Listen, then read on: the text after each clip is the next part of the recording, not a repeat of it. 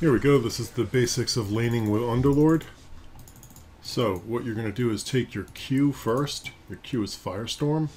And what it actually does is casts an AoE attack that provides damage immediately and also damage over time if they stay within the radius of the spell.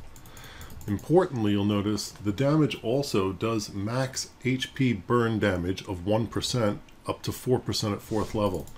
That means you're taking away the amount of damage equal to that percentage of a hero's life. So if a hero has 100 hit points, 4% would be 4 hit points. With 1,000 hit points, it's an extra 40 hit points. That's per second of the spell. So if we multiply that out by the 6 waves of the spell, and the person has 2,000 hit points, you're adding in another 240 damage or so over the course of the spell to go along with the normal attack, assuming they stay in the range of the spell. Hard part, of course, is getting them to stay within the spell area, so you'll need something to slow them or someone else to stun them. We pick up the bounty rune. We're well on our way to getting our soul ring, and we're going to go soul ring and tranquil boots, which is a pair of items. A lot of people prefer to get mana boots on Underlord because they play him more as a utility or a support, so they're feeding mana to other players. We're going to play him as a core, so we only need mana for ourselves, so we need a soul ring for that and tranquils to get us back the health that the soul ring uses when we cast.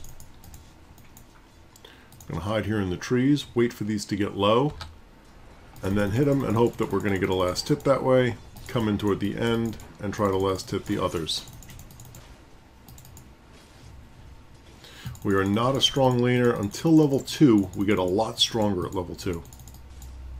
Because we only do 68 damage. The moment we hit level 2, we start getting additional damage for every creep that dies within range of us.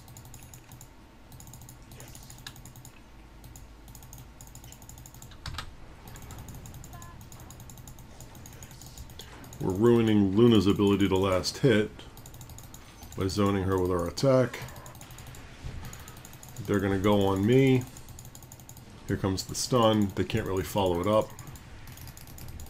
They're stacking their stuns. I'm healing it off. Getting my soul ring. With Bounty Hunter, I might be able to get a kill here now. And we do.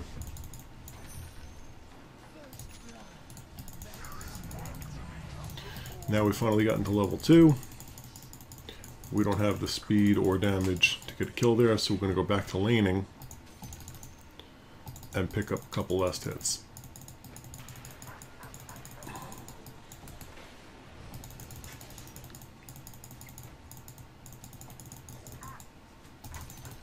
Just want that last hit.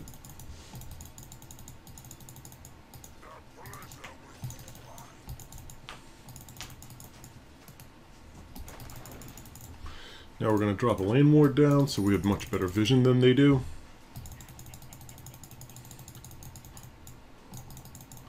Really the problem here is Oracle stunning us constantly. He's got a wicked stun that lasts a very long time. Block the creep wave to bring the lane away from their tower. And now we can start nuking it. They're both back, but they'd have to come into my nuke. So I'm protecting Bounty Hunter, same way he protected me.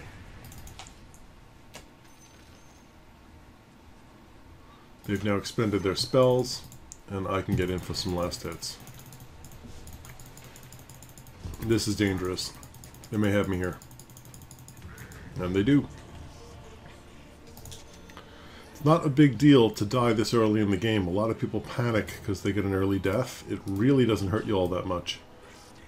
Evil Genius has proved that time and again in the professional ranks, where they'll take some early deaths and then come back and win the game by a tremendous amount.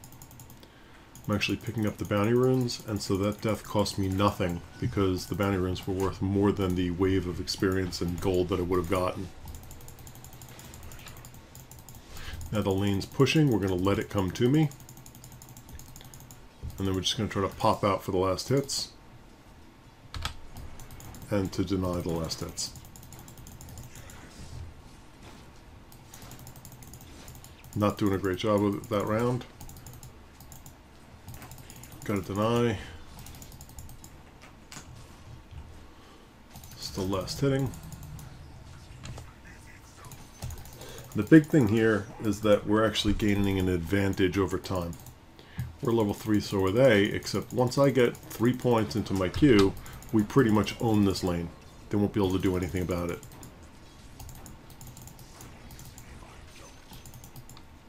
Got to keep denying so that the waves aren't pushing in full of experience for them. We pick up our soul ring and we go back. We've already gotten our soul ring. We're going back to block the wave. Bounty Hunter should be getting the runes, but he's not. And we can't really because we're blocking the wave and we want to get the experience even more than we want the gold. Force Luna back. Go back to last hitting again.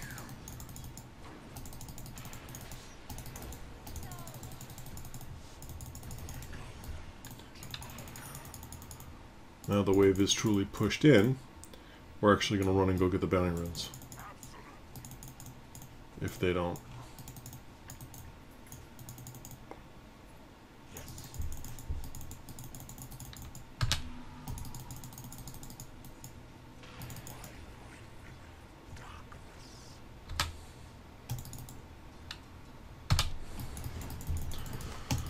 That should get me some last hits. It'll definitely get me some harass on the enemy. And it'll also buy me time to go pick up the runes while they push the lane to me. Pick up these items because I can get my boots from the side shop. And then I meet them back here further up the lane.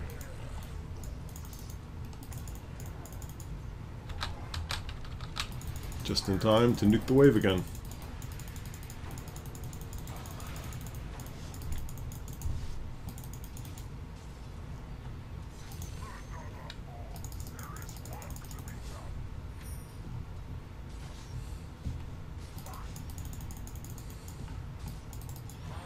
I don't have the speed yet, but I will in a very few seconds here.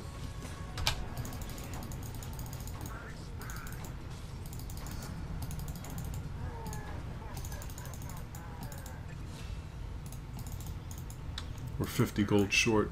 We're doing a terrible job of last hitting, that's the only problem. Luna's now going setting up to get more last hits, so we will harass, interrupt, and try to last hit those creeps as well. We want to stay close enough to get experience from them as they die.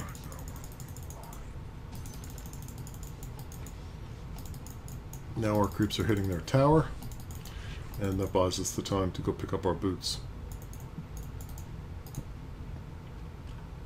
We've now got our boots, and we will heal up to full. What's very important is if you attack anybody, the boots turn off and stop healing you. But if you attack them with a spell, like our Q, that doesn't happen. It only happens if you melee attack them, as Underlord. So we want to use our Q without having to step in and actually hit anything unless we're at full health or close to it. Now that we've got the boots to give us full health, we can then use the soul ring to transfer some of that health into becoming mana, and we will now have pretty much unlimited mana and health for the rest of the laning phase.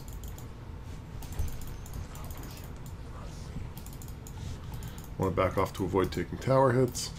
Keep working towards our next item, which is going to be a meteor hammer to push the lanes.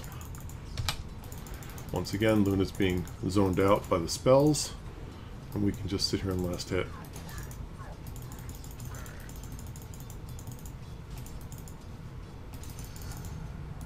We've now got level 3 in our Q, which means our Q will wipe a creep wave, and they now have 0 ability to contend with us in lane.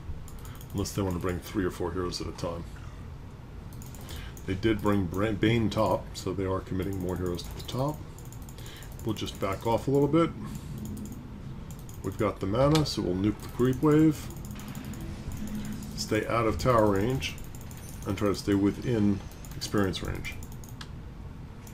They've now burned that mana.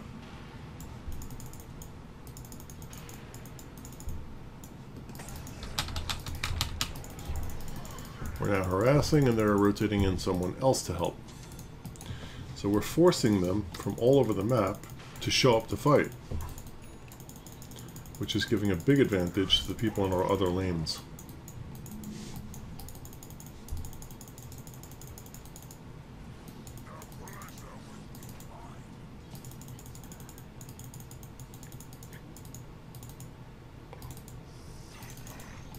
Okay. Some more stat items to get us some more mana. Nuke the wave, back them off. From this position we can actually come forward. We will take a tower hit, and then we can go back to last hitting again.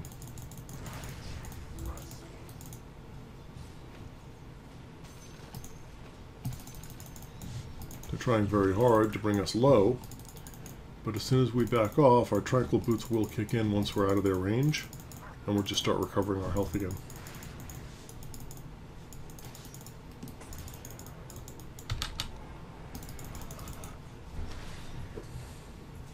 This should be a kill. Bounty hunter's asleep at the wheel, or it would be. We should be faster.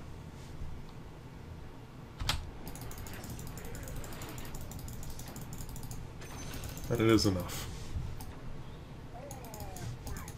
Now we need the time to heal back, so we're just going to come back this way, giving our tranquil boots enough time to heal us while we pick up the bounty rune. We're kind of low. Double bounty rune, that's even better. Because we're low, we're going to go ahead and use the shrine.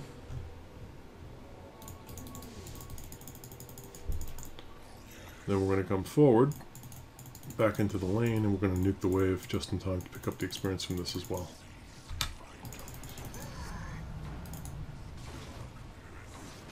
We need 1 point as a value point in our W, just as an escape, that when they come, we can cast it and run.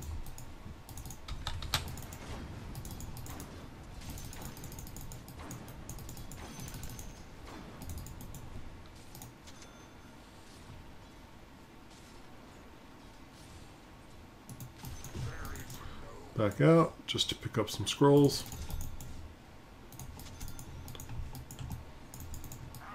They've gone mid, which means we can now stay here and nuke the wave. And pick up these last hits. And then go after the tower. If they don't come back, it'll be our tower shortly.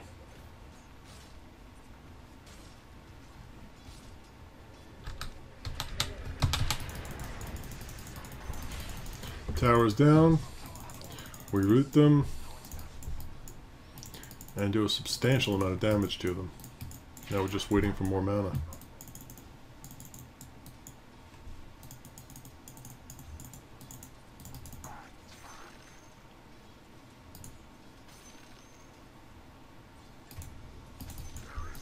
Easy last hits.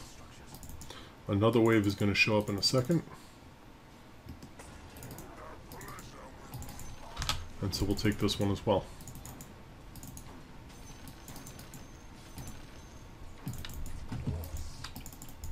We're now almost at our meteor hammer.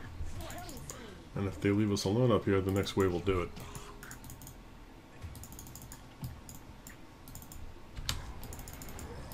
Our team is dying like crazy, but there's nothing we can really do about that at this point, so it's fine, because we're actually pushing the waves. Now they'll probably come top, so we want to be ready to get out. We're going to back off. Bane's going to go on us. Oh, they've got company.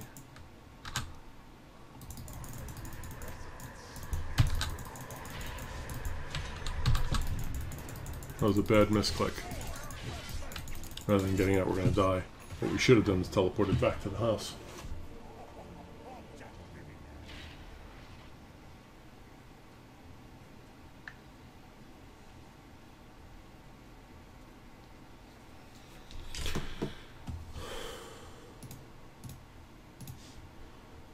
We will pick up a raindrop for more mana, and it also reduces damage. It consumes a charge to block 120 magic damage.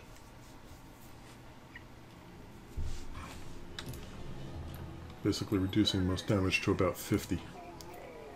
Now we've got our meteor hammer, which lets us do serious tower damage. So we're going to go bottom. And unfortunately our team is getting its ass kicked. Can we save anybody? No. I want to avoid being hooked. I want to pick up the bounty runes.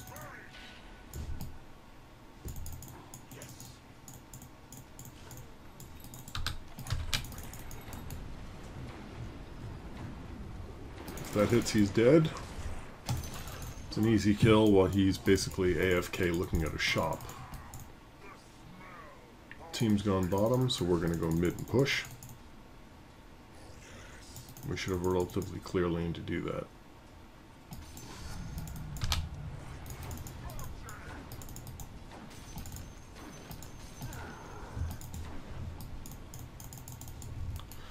And now we can start meteor hammering their tower.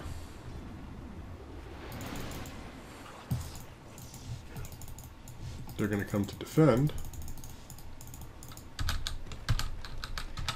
But the damage is pretty much already being done.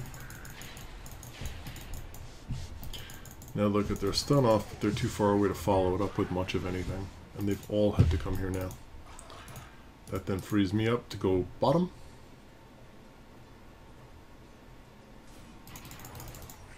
And we're going to start pushing the bottom lane. We'll send our team mid.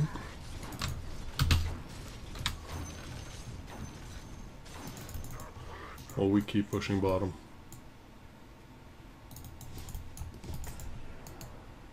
And that'll be a meteor hammer on the tower again.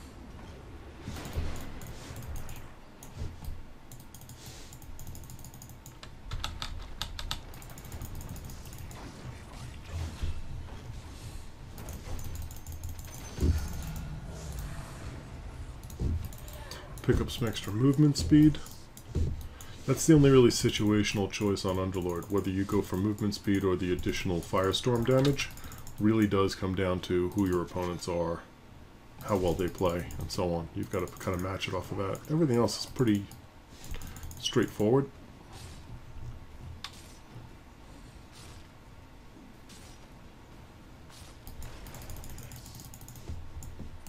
Let's go hammer the tower again. Oh, they interrupted it. That's everybody. So there's 5 bottom. We should be taking mid right now along with that creep wave. We've got 4 people on the map, jungling, hanging out, doing whatever. No one going near an objective. The moment 5 of them showed up, we should have jumped on that tower mid. We already did a creep wave push because I pushed it. And this should be a very simple tower take. Instead, nothing's happening because these 2 are over here doing literally nothing.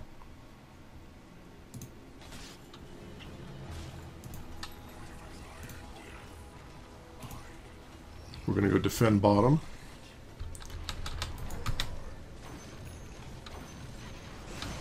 Really didn't need the whole team here, but whatever.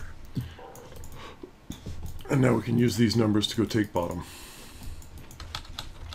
But we will need the creep wave. So once again, they've gone to defend mid because the push finally did happen. While they're mid, we're going to go take bottom. Here comes our creep wave. We don't even need the meteor hammer, so we're going to save it.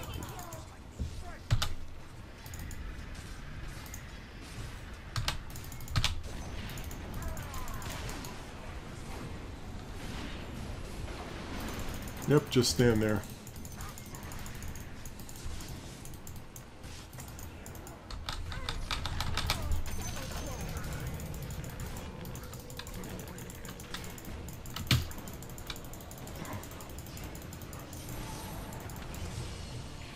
Three on me once again.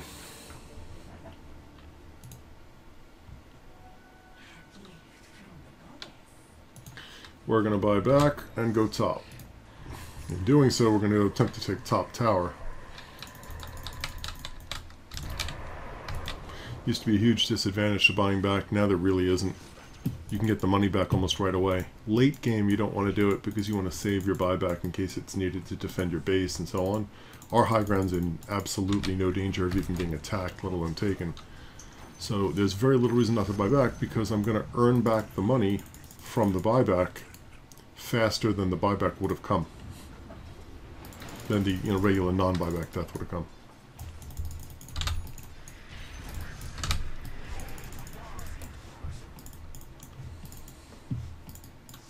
Tower down. And we want to go bottom to push some more.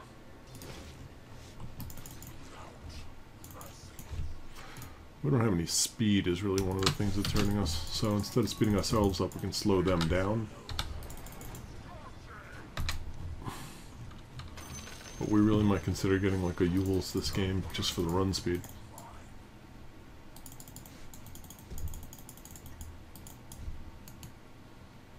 You can hammer the creeps and the tower itself. We get a full wave of experience. We're tanking a lot, but we're also doing a lot of tower damage now. Gotta get out before they can get that off.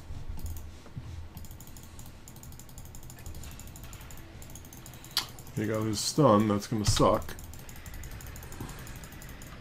We got our own route down. Add some armor. Start running. They're gonna re-stun us, but they're not gonna have his R again, so Bane's not gonna be able to get me. They really need the Bane to take me down. At this point, I'm a little too tanky for any of that other nonsense.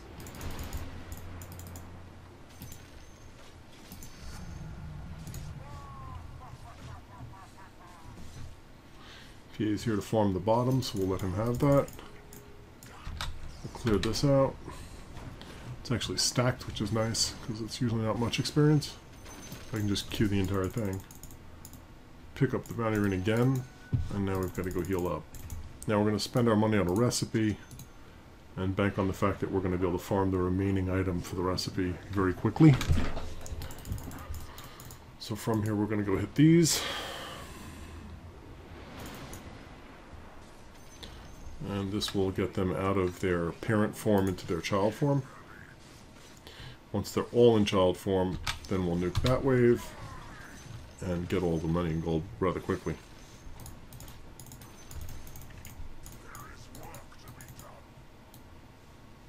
See if there's a rune here. An invis rune, not really the most helpful. It does mean I can go check for this rune without any risk, which I do. And PA has left the farm bottom inexplicably. Says he's going to defend mid, but he really shouldn't be needed if the rest of the team is there. So I'm going to go and push the lane while my team dies under a tower.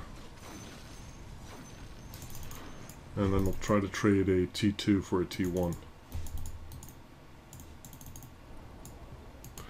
They've now taken that T1, but we're on to the T2.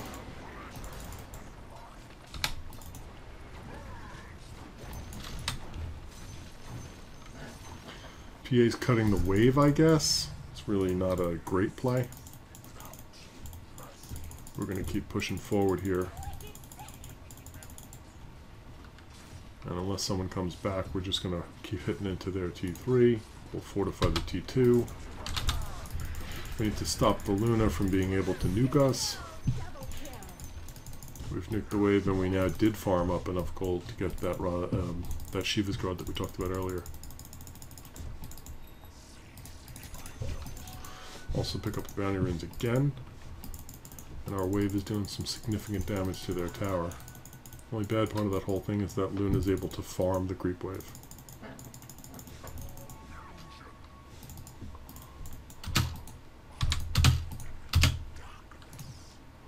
I'll go top.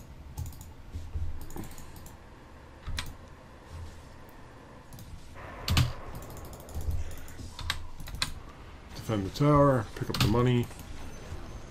I like money.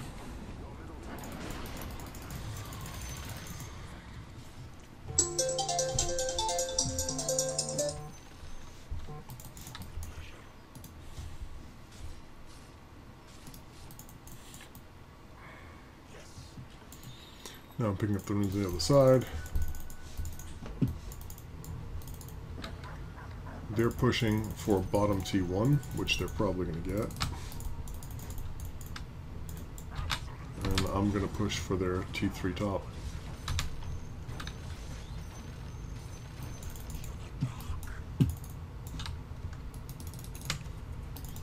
I want my team fighting at that T2 while I take a T3.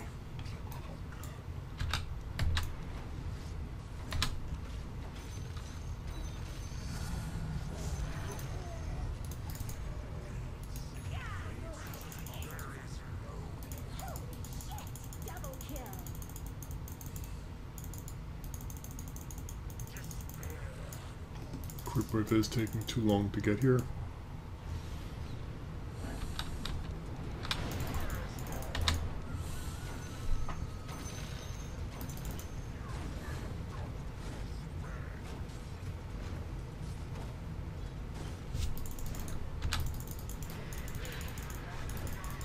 Force them to retreat.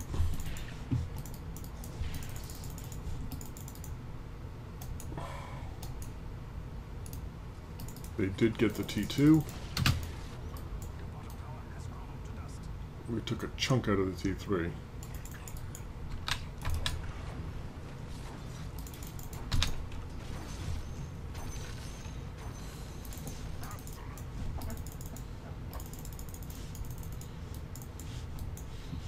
They're preventing creeps from getting close enough to their base to be able to use to knock down the backdoor defense, so that is going to prevent me from taking any more T3 towers, or any of the T3 towers I should say. Going this way, now we're going to cut across and come back in time to get the kill on Bane. Then we're going to head down and pick up the DD room and try to get back into the fight again. Luna's coming.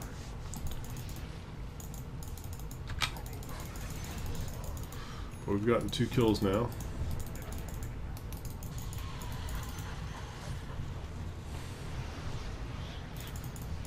He's Yuled me. That's another kill. Look out for Luna's ult.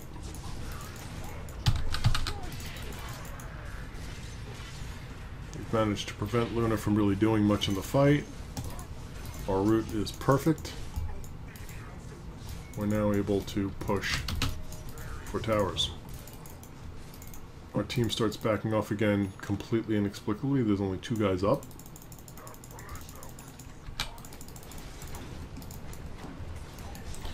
We're going to try to hammer this and see if I can even just get, 5 damage, and I do. So that's enough to remove the backdoor protection there. Sven did stick around, good for him. And we can start going to work on their actual base. While Luna's dead. There's no backdoor protection anymore because there's no tower there. Sit, sit!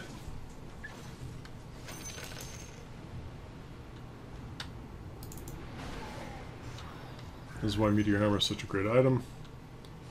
You do a brutal amount of damage to a base. We've now taken Arax. It looks like they're just going to let me take the range racks for free. Here comes Luna back again. Because she's rooted, she can't follow me with her ult, so yeah, she can wipe out a creep wave. Good for her. Now they're all onto me. Oh, I've been pudge hooked. Well, one bad thing is they did not get to buy out.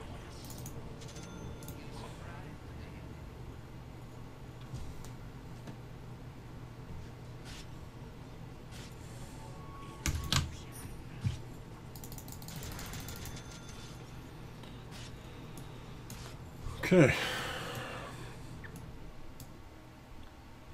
So now we've picked up a Rod of Atos, which we can use. We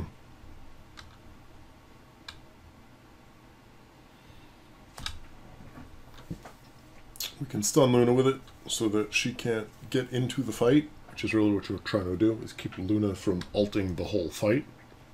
We can stun Bane with it, which will stop him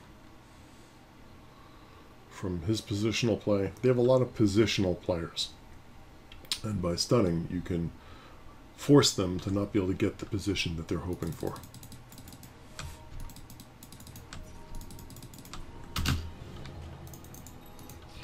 They're all bottom. We would like our team to come defend. The trick here is to watch out for the pudge hook. That'll be the initiation.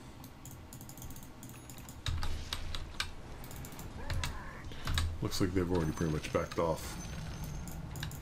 So, there's nothing to this. We're just going to push down bottom.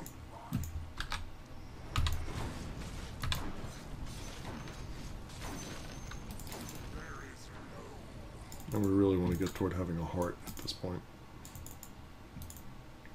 There's no longer a possibility of someone jumping me, though, because I can Rod of Atos them to stun them, and then I can Shiva's Guard them to slow them and do damage to them.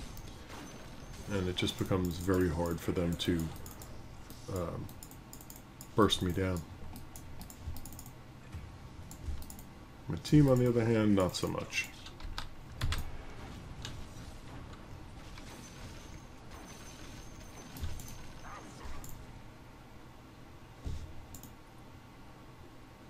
As long as Luna's there, she's not here. That's really the way to look at that. They're missing the great majority of their firepower. We're now into their base.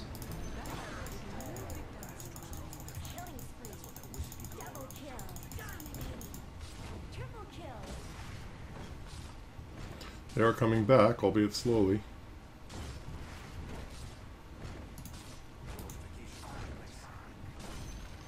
So we've taken a barracks. We're waiting for our meteor hammer to come up. It does. We've got to back off because we're taking too much tower damage. And we don't have a heart yet. If we had a heart, we would be able to absolutely crush their base.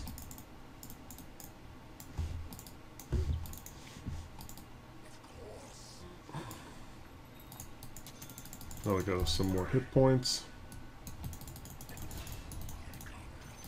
Luna's died. That pretty much ruins their entire game. Without Luna, their base defense is rather weak, as evidenced by Pudge trying to fight with me. It was a mistake. I should have hit him with this first.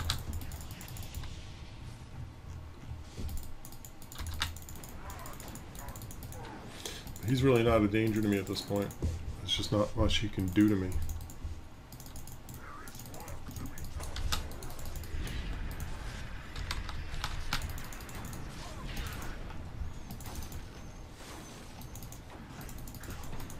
Backed him out entirely.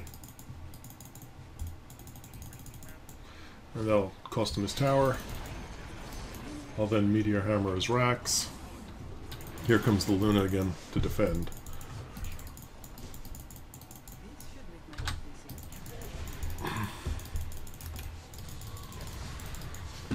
Using the Shivas, we're able to slow them down. Yes, they can stun me, but I still don't think they can get the kill.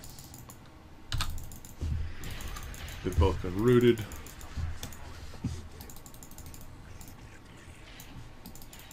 And we'll just continue to outrun them. That's not good.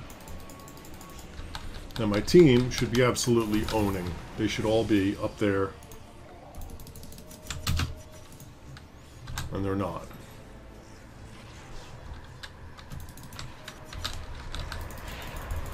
I land the 3-person route. My team, of course, just backs up for no reason. And we need to back.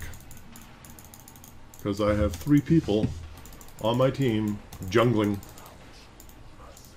What are they possibly going to get out of the jungle? I hold Luna off. I do land the meteor hammer. Luna is faster than me. We're off to the races again with the stun. I don't think we managed to get the barracks, but we do have creeps hitting the top barracks as well.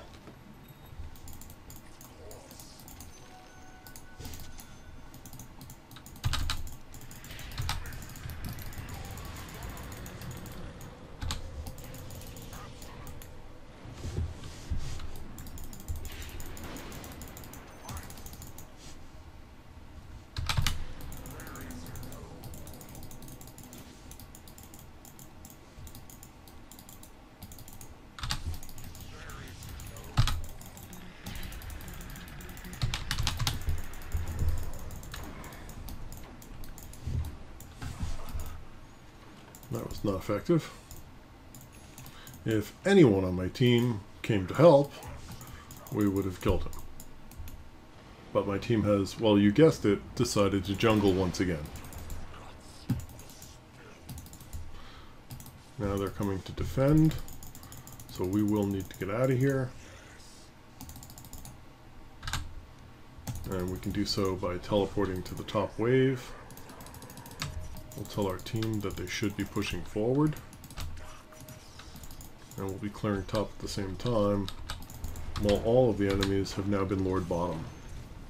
So we're actually moving the enemies around the map. We're making them come bottom, then we're circling around top, and we're sending our team mid.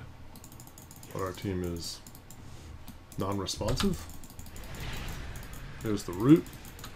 We're still going to end up dead.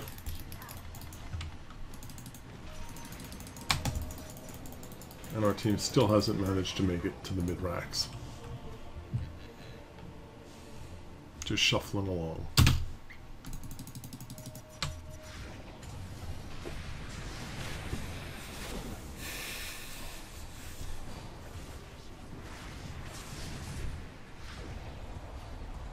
All they had to do was run in while I had everyone occupied top, and we take their mid-racks and have mega creeps.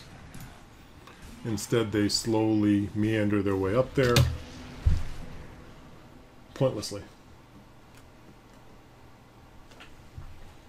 And I'm down for another 60 seconds. The good news is while they jungled, I did push all 3 lanes, so it will take some time for the enemy to push the lanes back in order to be able to go after one of our towers. The bad news is Luna can drop towers very quickly.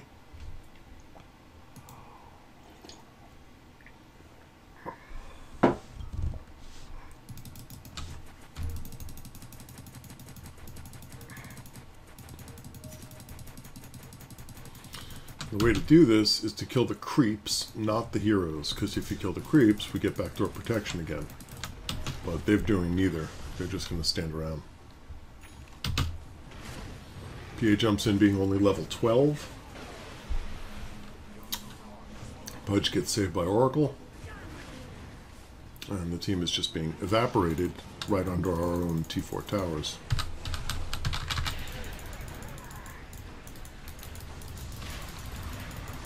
Shiva's guard gets a kill.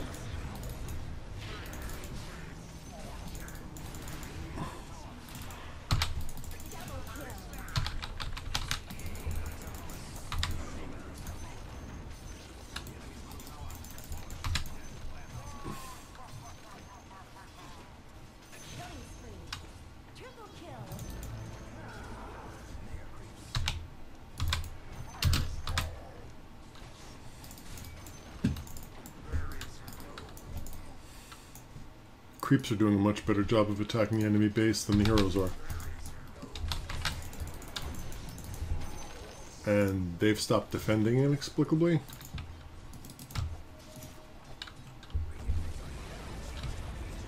Game's won. That's what happens when you have pathetic bots on your team or humans who play like them. At the end of the game, you can say I went 5, 7, and 7, which is pretty nondescript and very unimpressive. But I did 9,000 building damage, which was almost 100% of the building damage done by the entire team, which means I was the only one actually pushing anything. Tops in net worth. How did we do in the lane itself? If we check at about 10 minutes, we had a much higher net worth than the opposing Luna. And scaled incredibly well once again against bots. Thanks for watching.